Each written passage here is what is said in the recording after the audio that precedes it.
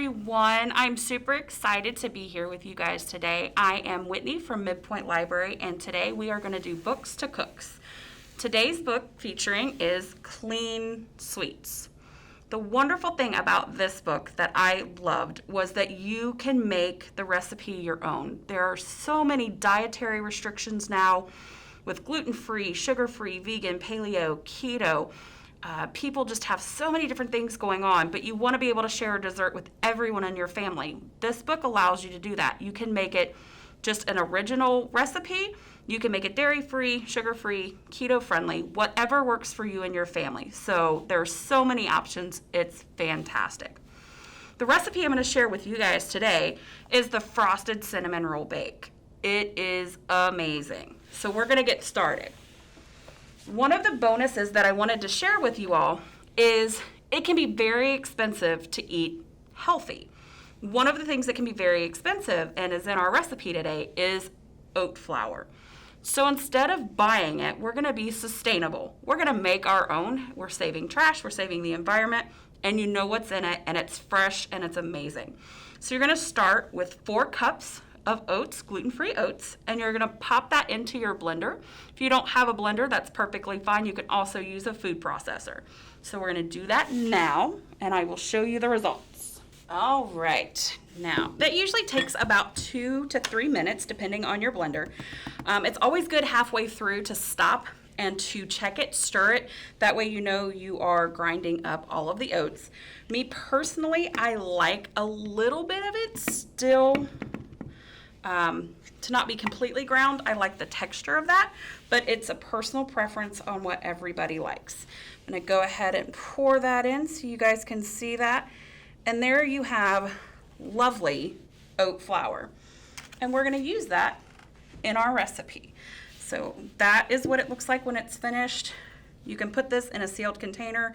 This will last you in a sealed container for about 4 to 6 months. So just make sure you label it and you're good to go. All right, now let's get started on the main event, our frosted cinnamon roll bake. The greatest thing about this is it's about 3 minutes to prep, 5 minutes in the microwave, and you have a fabulous dessert. And again, you can make it your own way. So we are going to get started with the dry ingredients first. We're going to take that oat flour that we made.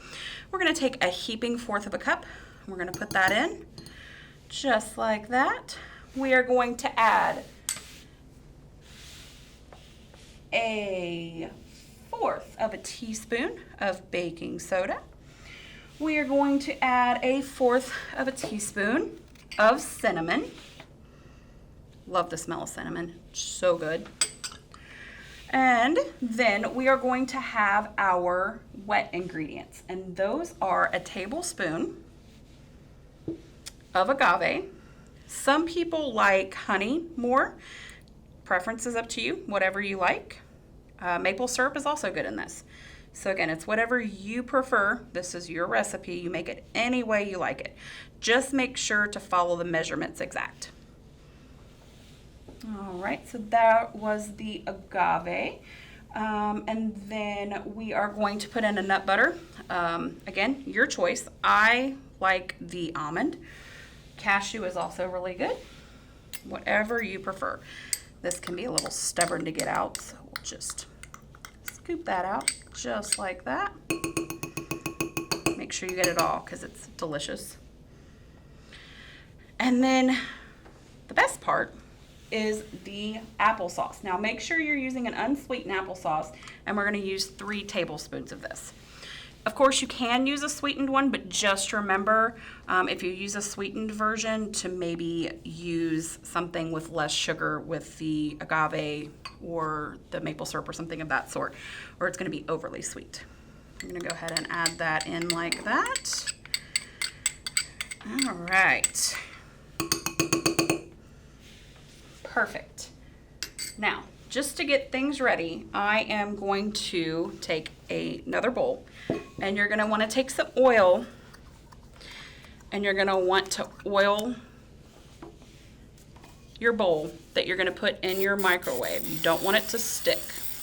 So we're going to go ahead and do that so it's all prepared. We're going to put that off to the side. The easiest way that I find to mix anything is you have your wet ingredients, you add just a few of your dry ingredients at a time. But I do like to mix my dry ingredients together first to get them all mixed in well. Easy peasy. Just like that. And then we're going to add just about a quarter of that into our mix to start. We're going to start putting it together. This is where the elbow grease comes in handy, but the reward is perfect. And it smells amazing, just so you know. I wish that we had smell vision, but we don't, so I apologize. But you get to make this in your kitchen, and you will reap that reward. And as you see, it combines really well together. You just want to make sure that the dry ingredients, again, are added slowly so everything just comes together very nicely.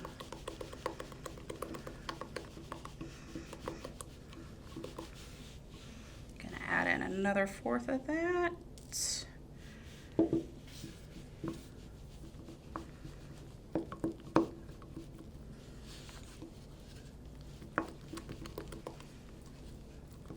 And again, it smells amazing.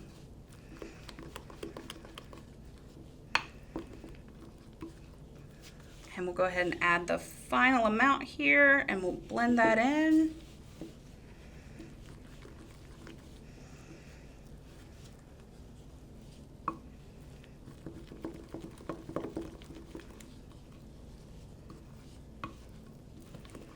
You just want to make sure you don't see any clumps, you don't see any dry ingredients at all. So just make sure it's all incorporated and looks amazing. Looks almost done there, just a few more little pieces in there that are peeking out there.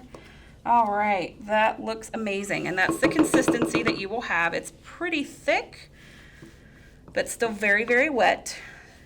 All right.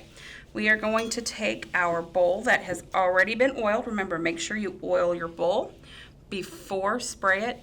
Before you put it in the microwave, you don't want it to stick. We're going to go ahead and add this right into our bowl that is sprayed.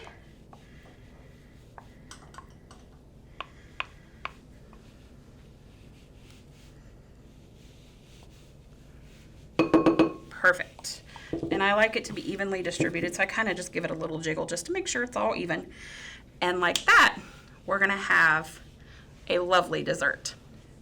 All right, friends. While that is in the microwave baking, you're going to bake that for about 1 to 2 minutes. It depends on your microwave and the wattage. Just keep an eye on it. Let it sit in the microwave for about 2 minutes, just to kind of let it finish its cooking process, and it lets the bowl cool down because that's going to be extremely hot.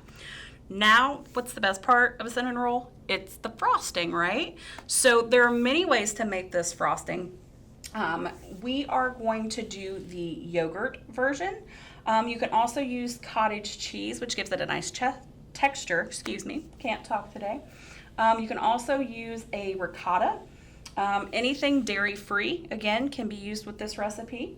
We're going to use a tablespoon of a granulated sweetener. Today I'm going to use monk fruit, but you can use regular white sugar, table sugar.